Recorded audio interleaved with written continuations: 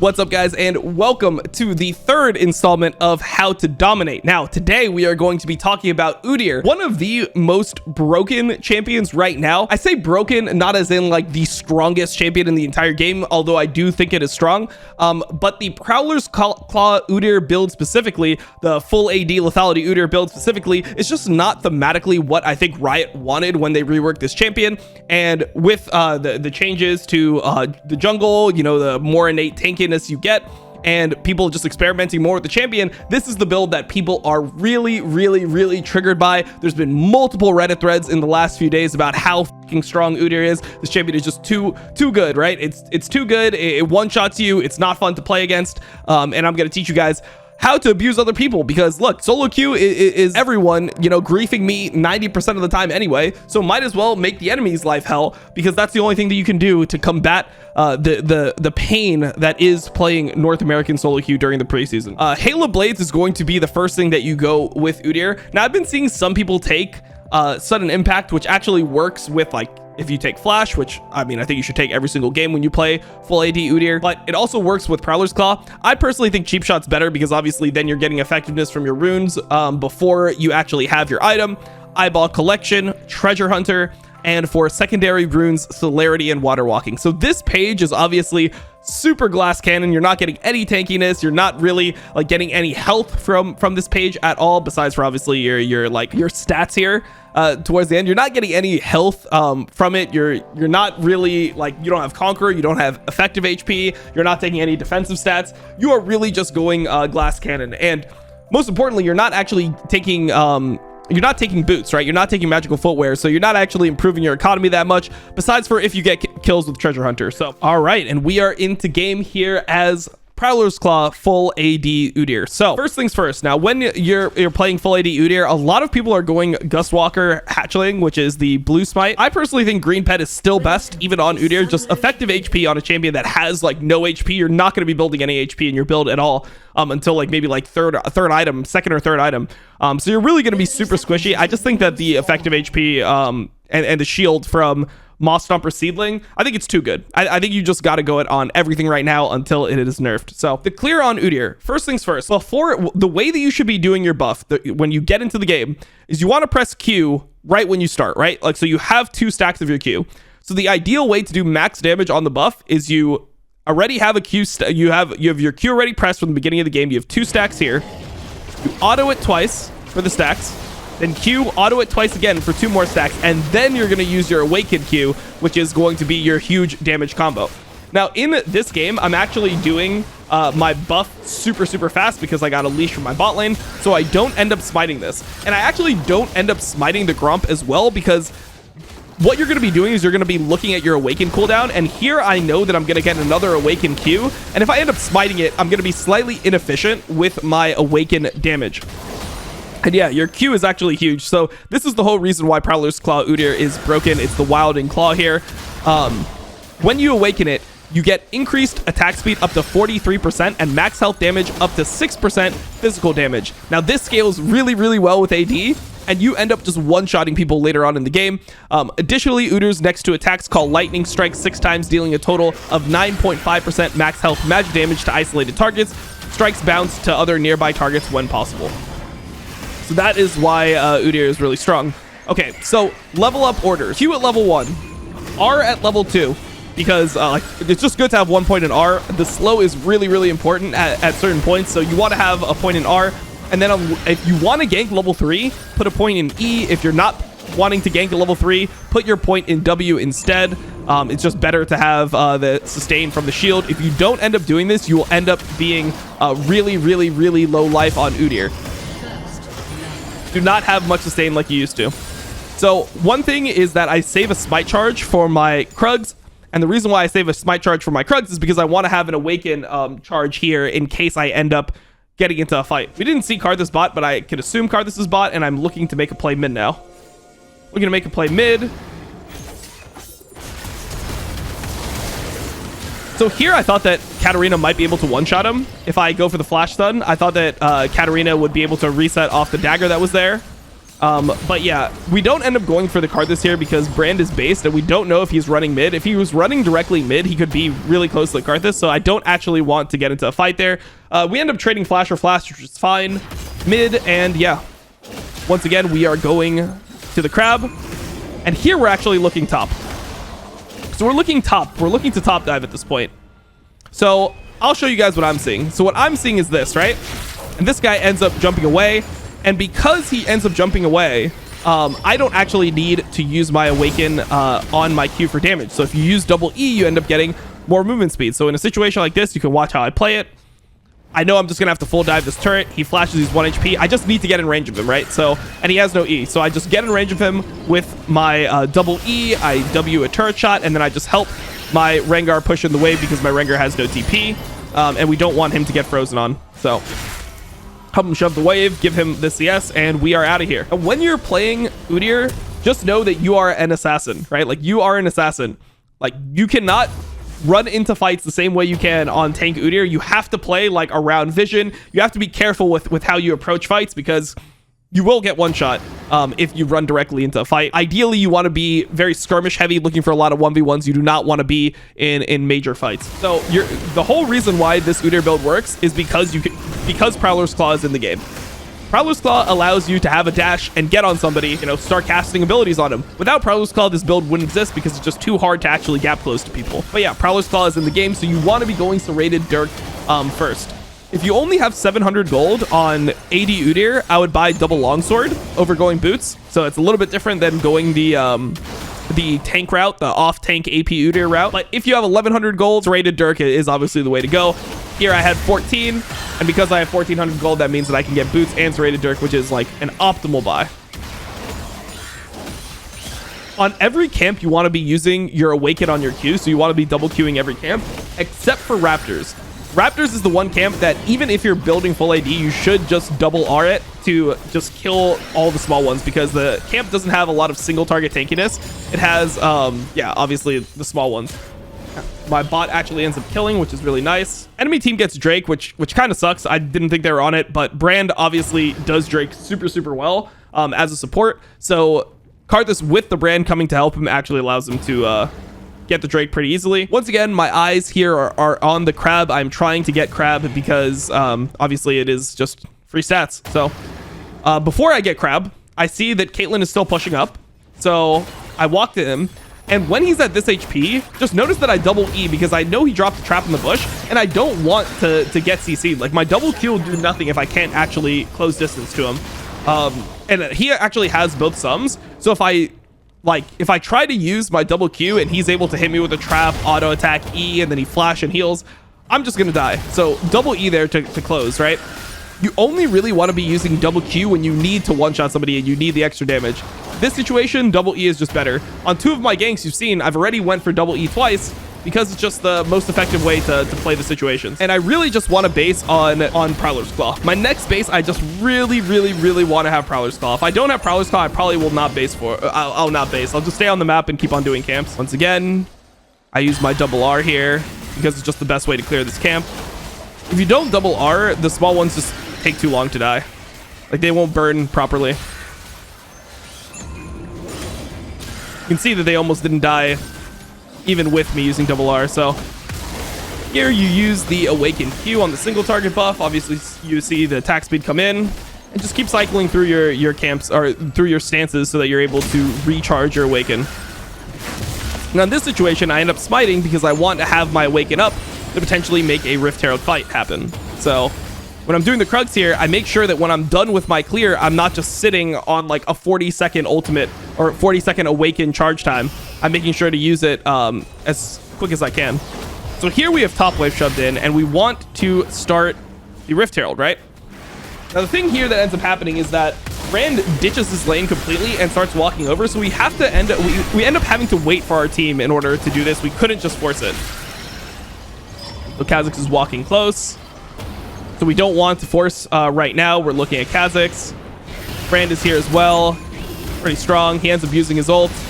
Rengar ends up tanking it. And we have to just wait for our teammate. We have flash there if we really need it. But yeah, overall here, we're just waiting for our teammate.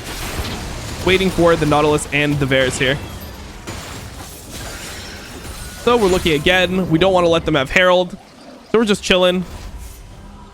I think I have Prowler's Call, so I kind of want to base, but my team is like kind of posturing. My Varus already went back bot. But yeah, here we end up seeing Nautilus hit a hook, so I just instantly double Q it to just one-shot the kha'zix. We end up getting a reset. And then here I just flash on the Jax and finish him off. Just waiting out the Karthus passive here.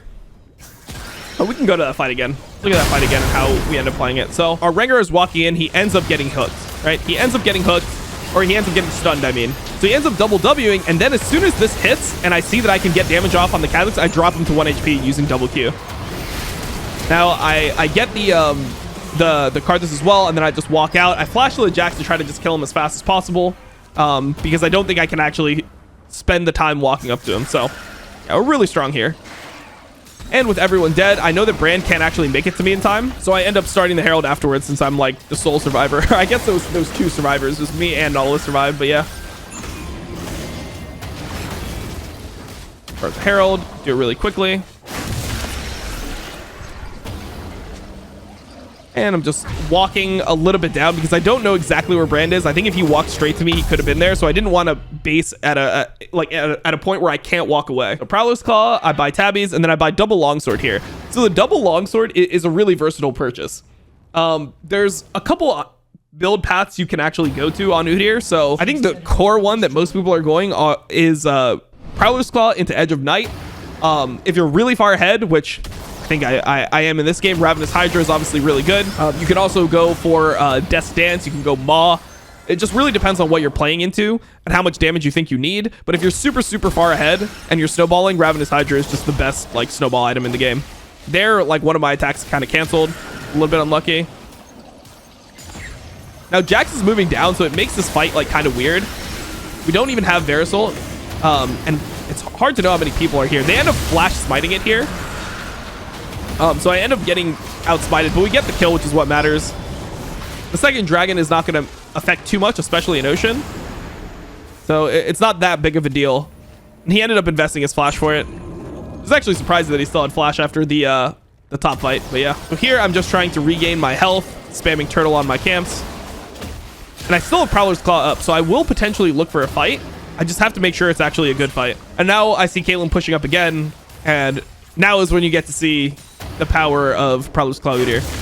So here my Prowler's Claw actually, like, because he goes out of vision, I stutter for a little bit, but then I finally get it. And with the Hail of Blades, you can see that I absolutely just one-shot him. Like, that's his flash, and he healed there too. So even though I'm really strong though, I need to still play like I am an assassin. I cannot frontline for my team. I can't walk into their abilities. You know, I don't really want to be in direct 5v5s. I have to just play intelligently around the fact that I am an assassin. Going to my Krugs. And the reason why I stayed on the map here is because I have Rift Herald, and it's like I don't have time to base and then go back on the map and use my Rift Herald on a turret. So I really just want to make sure that we are able to use the Herald on plates that still exist. We see that there's a 2-plate turret top. It's not first turret because my bot lane actually got smashed this game. But yeah. Just really want to focus on getting this turret here. And we know for the next fight that Caitlyn has no sums, which is really crucial. No sums on Caitlyn means that, like, if I flash Prowler's Claw her in the next fight, she's just one shot. So this is something that I'm keeping in my mind at all points. If Caitlyn walks up, flash Prowler's Claw, he's getting one shot. Another thing to note on Udyr is that if you use your Awaken Q, you can also use other abilities. So you don't have to Awaken Q and then hit them in Tiger twice, right? You could Awaken Q and then throw it into Bear, flash auto them, and as long as you get like your 2 autos off, you will still get the Awaken charge on them. So you don't necessarily have to always use both attacks in your Tiger form when you use Awaken Q. You keep the stacks no matter what ability you end up using afterwards. I've got my pet completed, which is really good. Especially like look at Brand, man. Look at this. I can just tank damage and it doesn't matter because I have green pet. Like, that's why the HP is so good. Now when I have it up again, like, it's just going to be more effective HP. So here we're hooking. Now look, this is one of the things. Don't walk into fights like this. All right, you see this?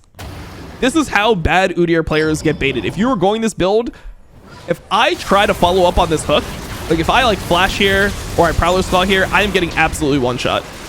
Like Kate and kha'zix will one shot me. So instead, I look for the AD, and when the AD makes a mistake, you can see the AD just walk forward here. That's when I flash, right? So I'm not forcing myself into bad situations. I'm playing like an assassin. Staying over the wall. And then I see him Gale Force here. Flash, Prowler's Claw, auto, QQ. One shot. Taking another kill right here.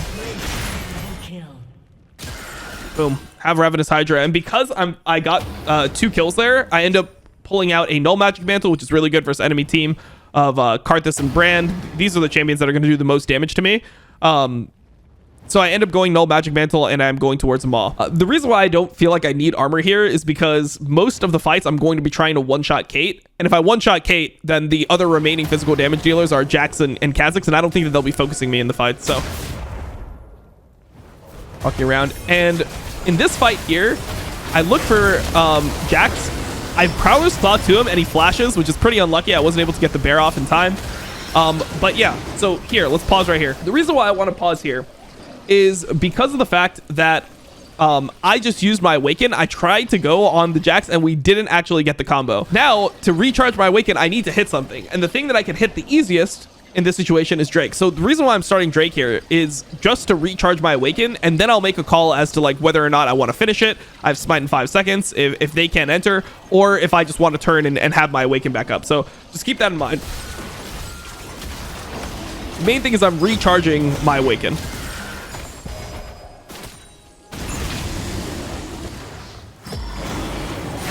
So here I end up smiting it. Okay, good.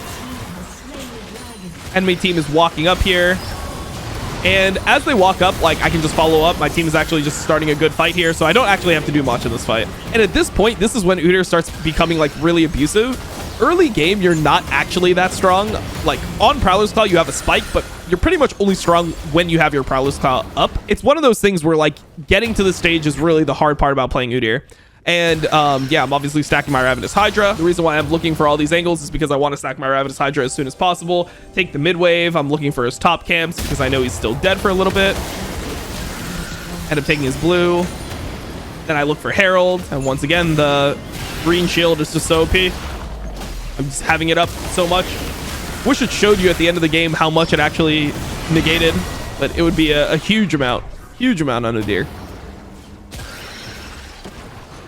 See this fight? So here I didn't have my Awaken up, but I just knew that I was strong enough to kill him anyway. I mean, at the end of the day, I just have like how much AD? Let me see. I have 300 AD at this point, so I don't need to really worry about like having my Awaken up. I know that if he just gets like into a fight with me, he's just completely one shot, right? It's a squishy kha'zix. I'm 3 levels up. I'm going to push top wave, and because I have a Herald charge, I'm always going to look for tier 2s on side lanes to use the Herald because it obviously gives you more gold than the mid lane turret.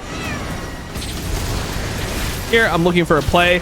I didn't think if I double E'd there I was gonna kill, but I think in retrospect, if I did use my double E, my Awaken E, I would have been able to kill him there. So I probably should have just looked for it.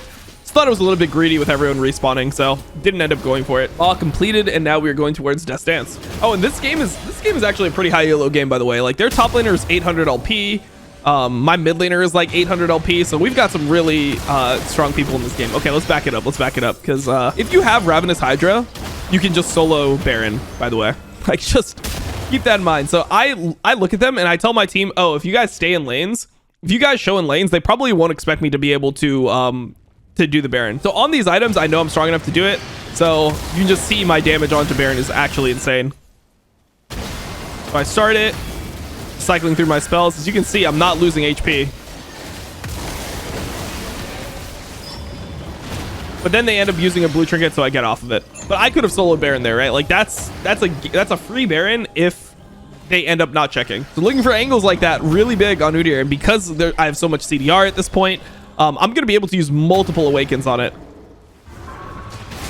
kha'zix is trolling. He's, like, giving up at this point. Preseason North America, let's go. But yeah, now the jungler is dead, so we can just go back and we can do Baron as a team. Just look at the damage from my Awaken, though. Like, that's all my damage.